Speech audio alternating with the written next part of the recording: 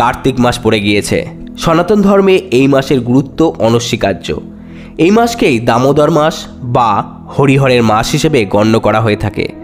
সূর্য যখন বৃশ্চিক রাশিতে প্রবেশ করে সেই সময় থেকেই বছরের এই অষ্টম মাসটির সূত্রপাত ঘটে। যেহেতু এই মাসের পূর্ণিমা তিথিতে কৃত্তিকা নক্ষত্রটি চাঁদের সহচর্যে আসে, তাই এই মাসের নাম কার্তিক মাস। বন্ধুরা, আপনারা নিশ্চয়ই জানেন পরমেশ্বর শ্রীকৃষ্ণ ভগবানের আরেকটি নাম হলো দামোদর। দাম শব্দের অর্থ হলো রশি এবং উদর শব্দের অর্থ হলো কোমর।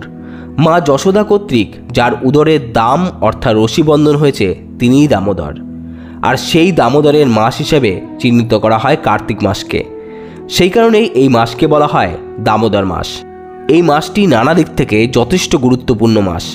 ভগবান বিষ্ণু অশুদ্ধ একাদশীতে অবসান নেন এবং এই কার্তিক শুদ্ধ একাদশীতেই জাগ্রত হন। পাশাপাশি শিব এবং স্কন্দপুরাণ মতে ভগবান শিব ও কার্তিক এই কার্তিক মাসের পূর্ণিমাতেই ত্রিপুরাসুরকে বধ করেন এবং সমগ্র বিশ্বকে রক্ষা করেন। বন্ধুরা, এখন আসব কার্তিক মাস তথা দামোদর মাসে সর্বপ্রধান করণীয় কাজ কি কি। বন্ধুরা, এই মাসের সবথেকে গুরুত্বপূর্ণ কাজ এবং যেটি সবাই নির্দ্বিধায় করতে পারেন সেটি হলো প্রদীপ দান।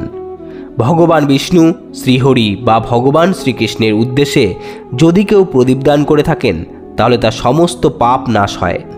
এই প্রদীপটি যদি মাটির হয় তাহলে উত্তম হয়। তবে মনে রাখবেন, একটি মাটির প্রদীপ একবারই ব্যবহারযোগ্য। ঘিয়ের প্রদীপ অথবা সর্ষের তেলের প্রদীপ অথবা তিলের তেলের প্রদীপ, যে কোনো প্রদীপ আপনি ব্যবহার করতে পারেন।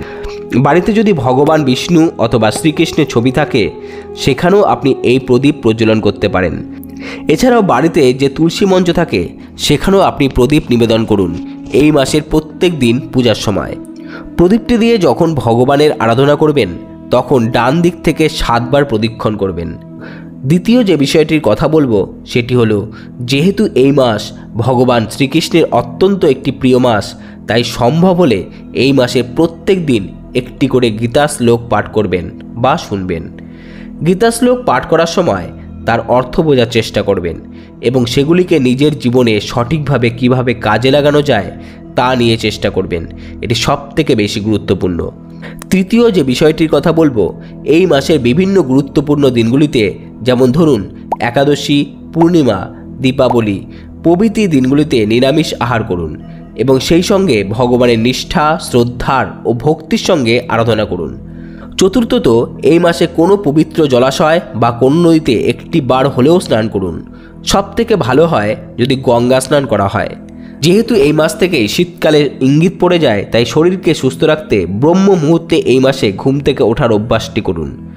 এই মাসে অনেকেই প্রভু সোমেশ্বর ভগবান শিবকে তুষ্ট করার জন্য সোমবার দিন বাবার মাথায় বিশুদ্ধ জল অর্পণ করে থাকেন। আবার অনেকে এই মাসে দীর্ঘ 1 মাস ধরে হবিষান্ন গ্রহণ করে। তবে আর কিছু করুন আর নাই করুন, এই মাসে ভগবান বিষ্ণু বা শ্রীকৃষ্ণকে উদ্দেশ্য করে প্রদীপ নিবেদন করতে কখনো ভুলবেন না, কারণ এই মাসে সবথেকে গুরুত্বপূর্ণ হলো এটি। আর হ্যাঁ, যে কোনো মাসে আমাদের করণীয় একটি কর্তব্য হলো দুস্থ গরিব মানুষদের সাহায্য করা, পারলে তাদের উদ্দেশ্যে কিছু দান করবেন। আশা করি ভিডিওটিতে আপনারা সমৃদ্ধ হয়েছেন। ভালো লাগলে বন্ধুদের সাথে অবশ্যই শেয়ার করবেন। ভালো থাকুন, সুস্থ থাকুন। ধন্যবাদ।